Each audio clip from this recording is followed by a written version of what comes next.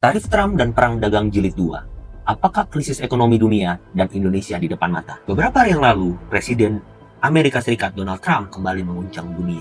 Dengan kebijakan yang kontroversial, melakukan pengenaan tarif resiprokal terhadap lebih dari 180 negara termasuk Indonesia. Langkah ini menjadi sinyal dimulainya Perang Dagang Jilid 2 yang mengingatkan kita pada perdagangan global di masa lalu. Tarif untuk barang asal Indonesia ditetapkan sebesar 32%, hanya sedikit lebih rendah dari tarif terhadap China sebesar 34%. Negara-negara lain justru terkena lebih tinggi, seperti Thailand 36%, Vietnam 46%, hingga Kamboja 49%. Trump mengklaim bahwa tarif ini hanyalah bentuk keadilan, merespon tarif yang sebelumnya dikenakan negara-negara tersebut terhadap produk-produk Amerika Serikat.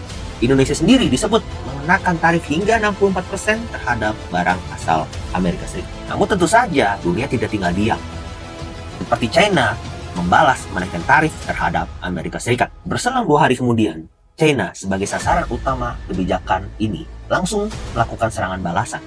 Menerapkan tarif yang sama besarnya yaitu 34%, menggugat AS ke WTO, membatasi ekspor elemen tanah jarang yang krusial di industri teknologi, serta memblacklist 16 perusahaan Amerika Serikat. Dunia pun kembali terguncang, masuk putaran ketidakpastian dan cukup mencekam. Negara-negara lain kini berada di area persimpangan, menimbang langkah yang harus diambil masing-masing negara. Bagaimana respon pasar?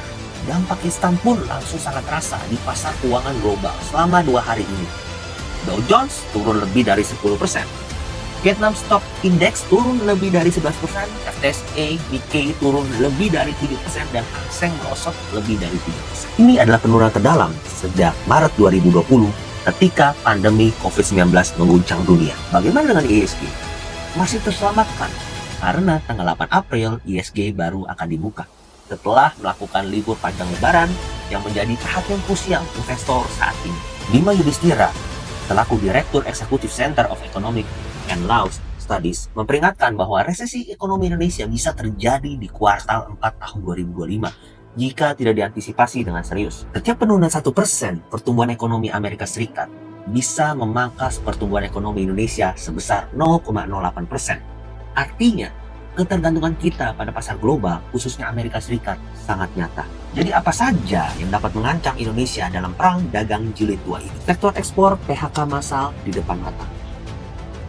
Sektor yang paling rentan terkena dampak adalah sektor ekspor, seperti otomotif, elektronik, tekstil, CPO yang sangat bergantung pada ekspor terhadap Amerika Serikat. Dengan menurunnya permintaan, PHK dan penurunnya kapasitas produksi adalah resiko yang sangat nyata yang harus dihadapi industri dalam negeri. Kedua, potensi Indonesia kebanjiran barang impor dari luar negeri. Seperti contoh industri tekstil, pakaian, jadi negara produsen besar seperti China, Vietnam, Thailand yang berpotensi membanjiri pasar Indonesia. Ini akan menekan industri tekstil lokal, UMKM, dan bisa memicu lonjakan pengangguran dan juga kemiskinan. Dan ketiga, melemahnya nilai tukar rupiah dan resesi ekonomi Indonesia yang menyebabkan daya beli menurun, banyak perusahaan yang tutup, tentunya meningkatkan pengangguran dan kemiskinan di Indonesia. Namun di balik ancaman, selalu ada peluang.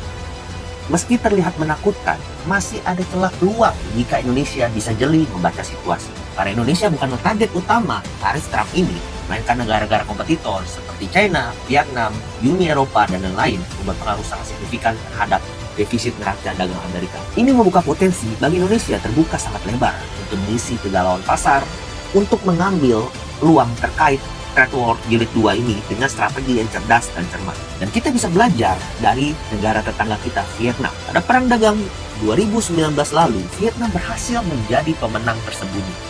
Mereka mengambil alih pasar Amerika Serikat yang sebelumnya didominasi oleh China, serta membuka keran investasi asing dengan regulasi yang ramah, mudah, dan tidak berbelit-belit, serta tegas dalam memberantas korupsi. Indonesia bisa belajar dari strategi Vietnam, mempermudah regulasi dan perizinan, supaya investor asing dapat masuk ke Indonesia. Tunda RUU yang berpotensi menciptakan ketidakpastian hukum dan investasi. Siapkan infrastruktur yang memadai di kawasan industri, dan tingkatkan kualitas SDM. Dan yang paling penting, hindari pungli, suap-menyuap, serta fokus memberantas korupsi.